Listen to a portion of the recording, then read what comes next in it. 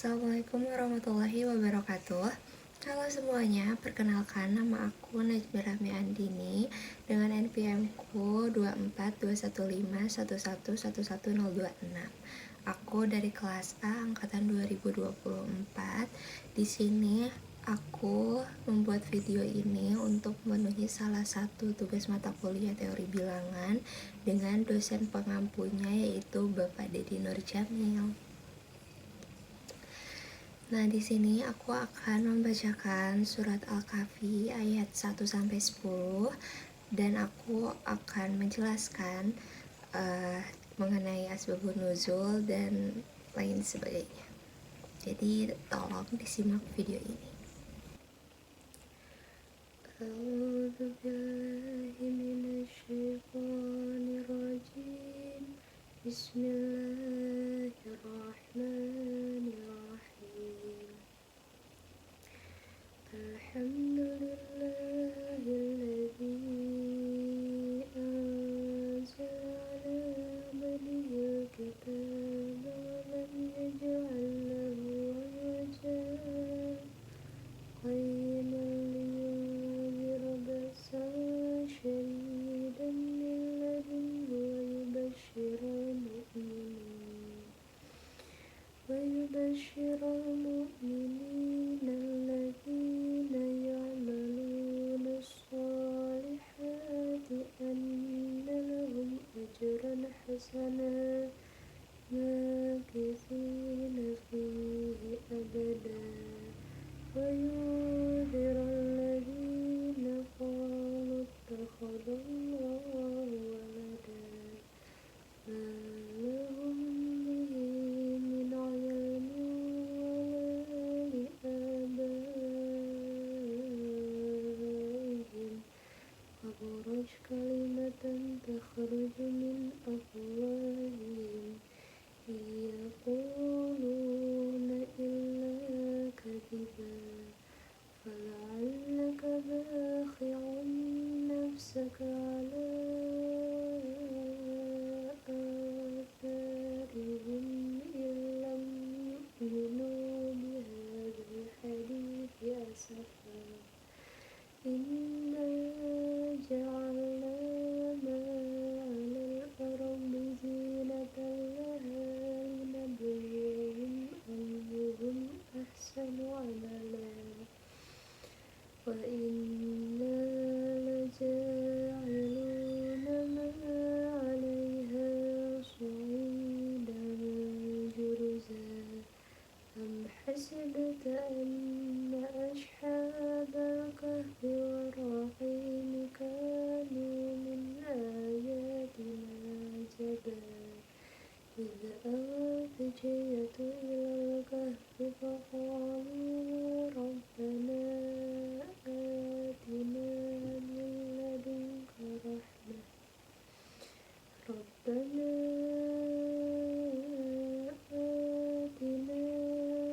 لدنك رحمة وهيئ لنا من أمرنا رشدا. Teman-teman tahu gak sih, konon katanya ada 4 cerita tersembunyi di balik surah Al-Kahfi. Keempat kisah ini mengandung nilai iman dan ketakwaan kepada Allah Subhanahu wa Ta'ala. Yang pertama itu menceritakan 7 pemuda atau disebut Ashabul Kahfi dalam menyelamatkan diri di sebuah gua untuk menghindari Raja Kianus yang kejam, yang melarang rakyatnya untuk takwa kepada Allah Subhanahu wa Ta'ala dan menyuruh rakyatnya untuk menyembah berhala. Yang kedua itu menceritakan Sohibul Jantain, seorang pemilik kebun rindang dan subur, namun kufur kepada nikmat Allah Subhanahu wa Ta'ala dan senang merendahkan orang lain. Yang ketiga itu menceritakan pertemuan Nabi Musa alaihi salam dengan Nabi Khidir alaihi salam.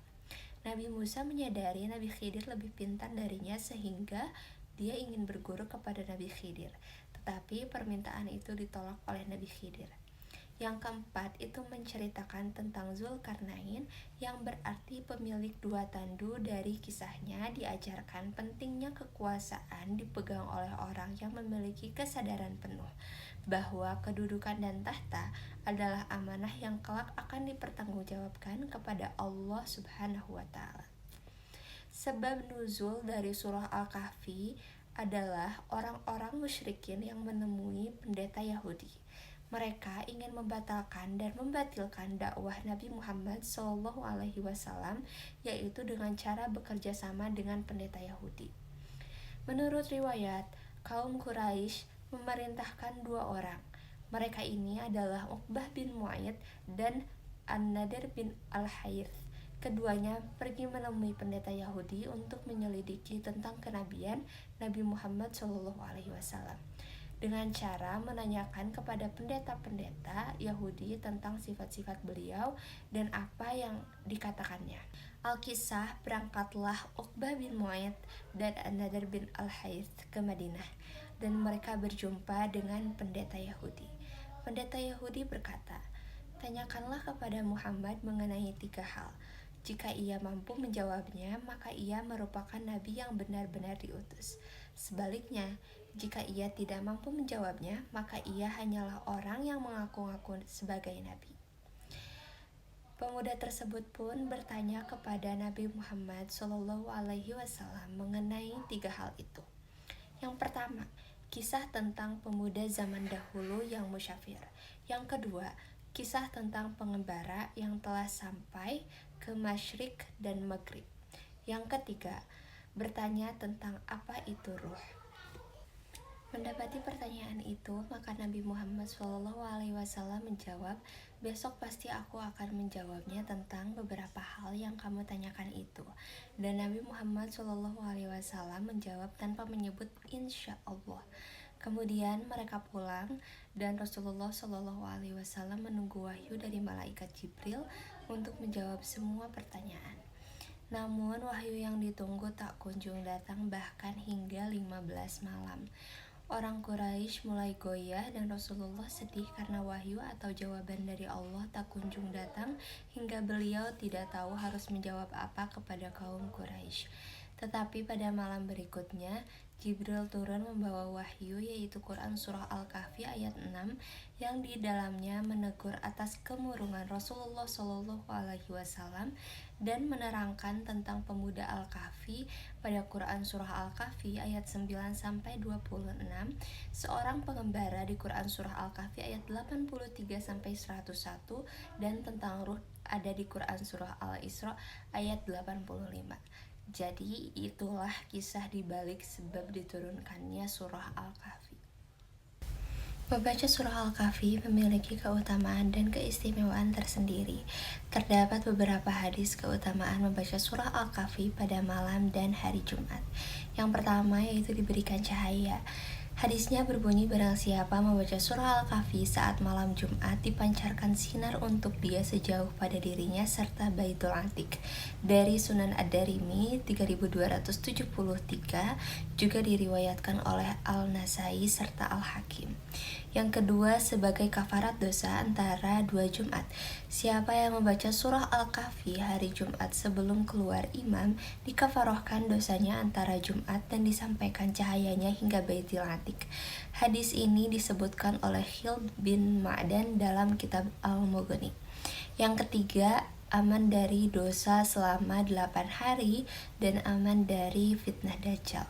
Dari Ali bin Husain dari ayahnya, dari Ali radhiyallahu anhu, hadis marfu, siapa yang membaca surah Al-Kahfi pada hari Jumat, maka ia terpelihara hingga 8 hari dari tiap-tiap fitnah, dan jika Dajjal keluar maka ia terpelihara darinya. Diriwayatkan oleh Al-Hafidh Muqaddisi dalam kitab Al-Mukhtar. Yang keempat, diberikan cahaya antara 2 Jumat. hadis Abi Sa'id Al-Khudri radhiyallahu anhu bahwa Nabi Muhammad SAW bersabda bahwa sungguh siapa saja yang membaca surah Al-Kahfi pada hari Jumat, niscaya diberikan cahaya baginya di antara dua Jumat. Yang kelima, diberikan cahaya di hari kiamat dan diampunkan dosa. Yang dimaksud dosa-dosa di sini adalah dosa kecil, sedangkan dosa besar masih harus melalui tahap taubatan nasuha. Hadisnya berbunyi, siapa yang membaca surah Al-Kahfi pada hari Jumat, niscaya memancar cahaya di bawah kakinya hingga ke langit, dan meneranginya pada hari kiamat, dan diampuni baginya antara dua Jumat.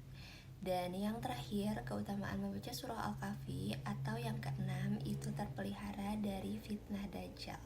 Berkata Samurah bin Jundub, bersabda Rasulullah SAW, siapa saja yang membaca 10 ayat surah Al-Kahfi secara hafalan, niscaya tidak memberi mudarat baginya oleh Dajjal. Begitulah teman-teman, sekiranya sependek sepengetahuan saya mengenai asbabun nuzul dan manfaat dari membaca surah Al-Kahfi. Mohon dimaafkan apabila ada kesalahan kata atau kekurangan materi atau kalimat yang menyinggung beberapa pihak.